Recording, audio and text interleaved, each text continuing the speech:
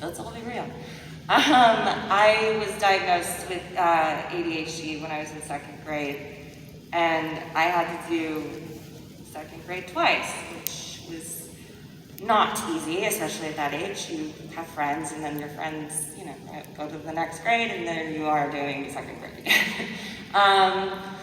And I used to think like, oh my gosh, what's wrong with me? Like something's wrong with me, because, having issues with focusing and just being distracted and I actually really, through therapy, through just growing and learning and educating myself on what it was, and then learning to love myself and be patient with myself, it actually isn't, I don't look at it as something that's a disability necessarily, but it actually is a gift that I was given because my brain just works differently. And with talk therapy, with medication, with whatever it is that works for you, just know that there is help, there is a way out, to embrace sort of what you're dealing with and what sort of cards you've been given. And it's just a matter of,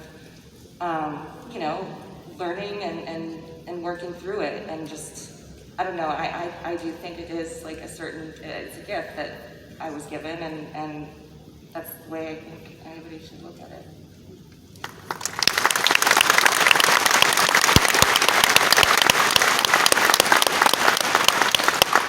One of the things you said that is rendering me silent is you specifically asked about people who have a hard time talking about this, and for kids who have a hard time talking about this.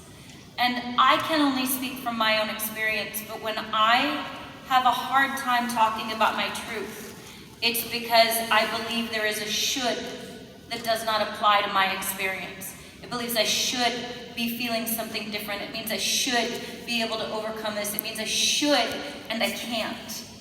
And so my response, my reaction is to punish myself because I'm not meeting an expectation. So for me, the first thing I have to do is take power over where I direct my gaze. Because if I am choosing to continue to look at things that reinforce the should, I am hurting myself. That is something I can do for myself. I can step away from something that reinforces the negative voice in my head. I'm allowed to do that because the truth is, there is no should. If you are feeling it, it is right. If you are present, you deserve love.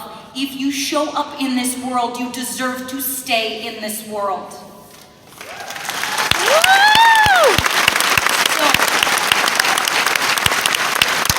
find a way to be kind, because should is shit. Can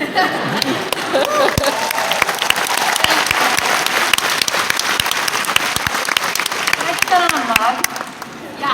Yeah, it's a copyright TM, copyright. Here, somebody got that? Next campaign. Hi. Hello, my name is Garrett, and my question is, what is your favorite quote from the show? Everybody's favorite Chuck quote? My favorite quote from Chuck, it always really made me laugh in the very, there were lots. They gave him a lot of good lines. In the very first episode I was in, when I busted the door and I was like, I am the prophet Chuck. That's my own personal wink wink favorite.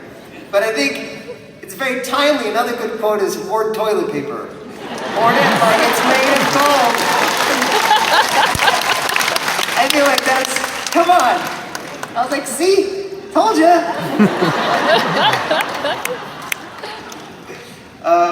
Yeah, there are other good ones too, but I don't want to take too much of your time.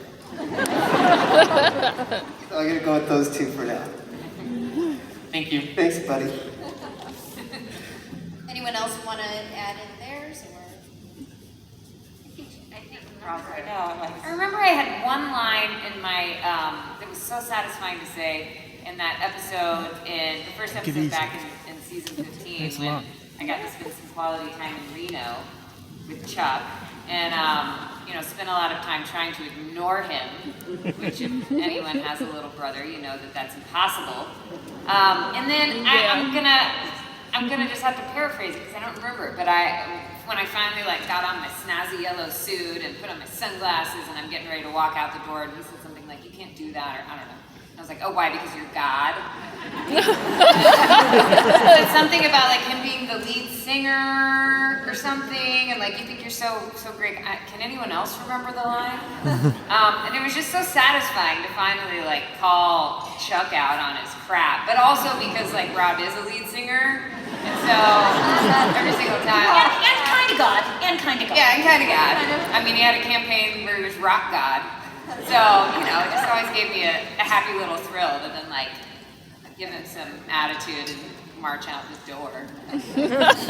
That's all. Oh, you sister. Hi. Sorry, I'm still a little choked up about the mental health question. But my question is, is if you could take your character and make them have a cameo in any other TV show or movie that you would want to choose, which would you put your character in? That's a good question. Arrow. I don't know how. I feel like you can understand me with this song. I don't know how this would work, but Mary very much would have liked to have been on Vikings.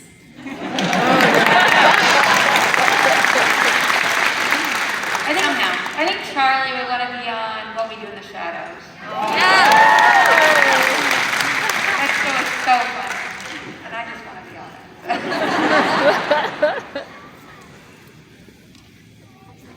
What do you think, Kim? You thinking about it? I'm dog whisperer, so she could play with a puppy for a while. And God sake, Jody needs a break. What's it like a nice Hallmark movie with horses? Hang out for a while instead of getting her knee broken again, maybe? I don't know.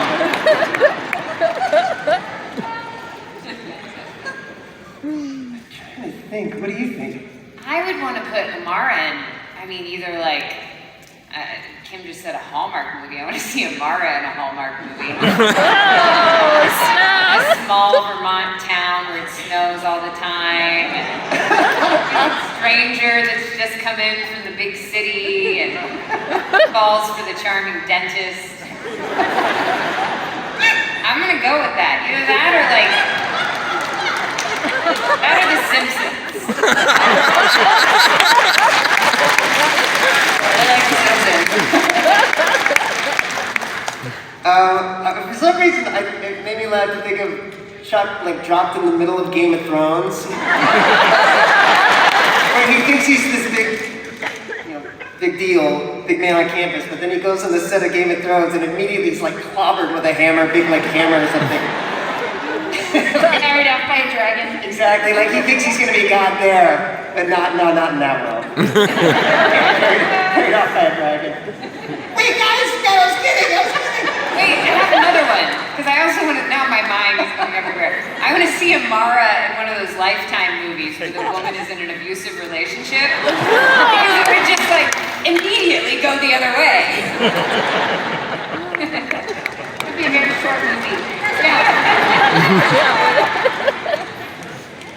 That's awesome.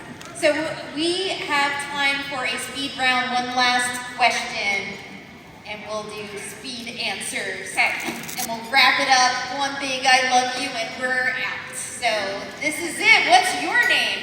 Robbie. All right, Robbie, you're closing us out. Good name. What was the hardest scene to film? I'm gonna go first just because it's almost so long ago, but I definitely remember the scene because it was the first time, again, for my being a series regular on a television show. And when I, was auditioning, I watched a bunch of episodes prior, and I looked at these two boys, and I was like, oh my God, oh my God, oh my God. They're really nice to look at.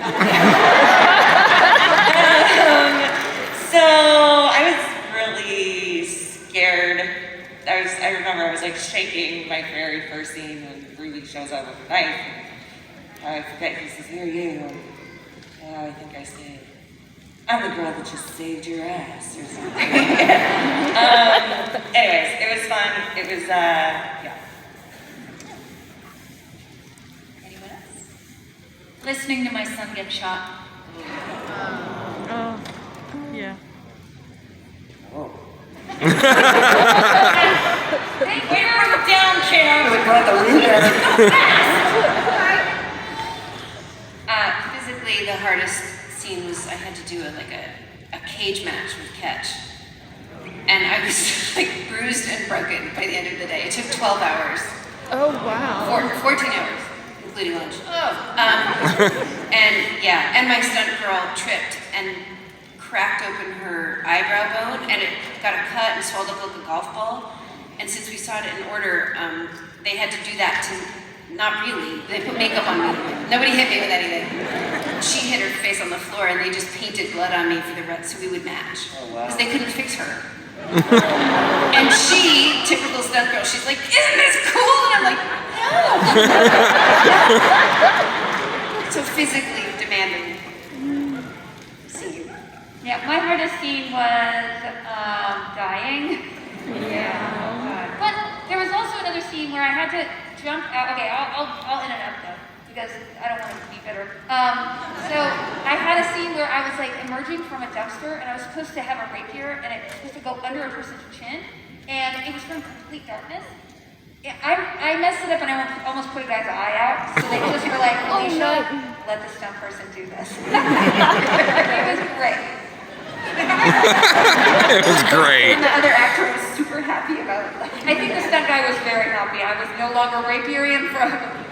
And like, it was, y'all, if you tried it, it would not be easy, okay? I'll tell you that. Also, I'm very lack of coordination.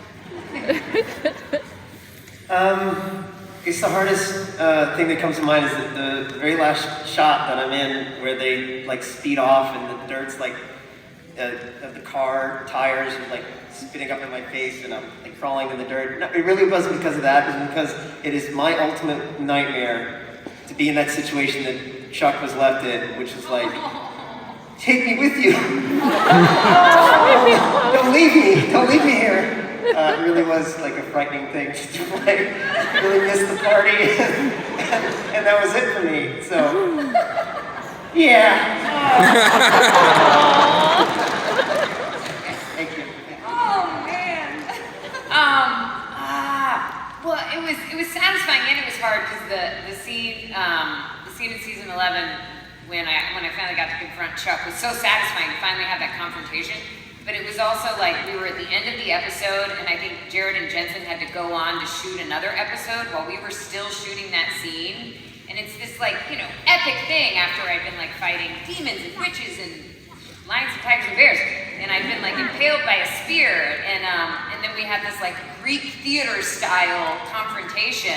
And we had to do it so out of order, and we had to do it without Jared. Like we had to shoot their coverage, and then they were gone, and then we had to shoot like our stuff without them there, and it was just so discombobulating. But it was such a well-written scene that you're like, I wanted to be so good. And, thank goodness for good at it. Well, you did manage to bring me right back to life, though, so I will always be grateful. That scene worked out great for. What did you say? Sorry? That scene worked out great for Mary. Oh no, that wasn't when I brought you back to life. Oh, never mind. That was when I almost killed Chuck. That was fun too. Oh, never mind. I wish that Amara clearly didn't read any books about gift giving etiquette. Who gives your dead mother to you? Hey, I think you're cute. See ya.